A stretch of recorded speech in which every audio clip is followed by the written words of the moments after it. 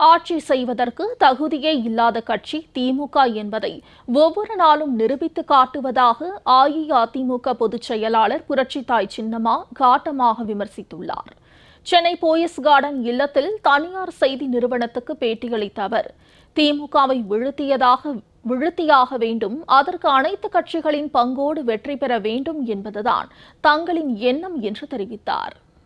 Exclusive conversation with VK. Sasikala ma'am, முதல்ல உங்களுக்கு பிறந்தநாள் வாழ்த்துக்கள் மேம். 71வது பிறந்தநாள் வாழ்த்துக்கள். கடந்த 4 ஆண்டு கால திமுக ஆட்சியை நீங்கள் எப்படி பார்க்குறீங்க மேம்? உங்களுடைய திமுக ஆட்சி சுத்தமாக ஆட்சி செய்கிறதுக்கு தகுதியான கட்சியே இல்லை. அதை ஒவ்வொரு நாளும் அவங்க நிரூபிச்சுக்கிட்டு இருக்காங்க. இது மக்களுக்கான ஆட்சி இல்லை. அதுதான் என்னோட. அதிமுக பாஜக கூட்டணி பற்றின உங்களுடைய கருத்து என்ன மேம்? 2024 சேரல, இப்போ சேர்ந்துருக்காங்க. திமுக வீழ்த்துறது தான் குறிக்கோள்னு சொல்கிறாங்க. மொத்தத்தில்ங்க திமுக வீழ்த்தியாகணும்.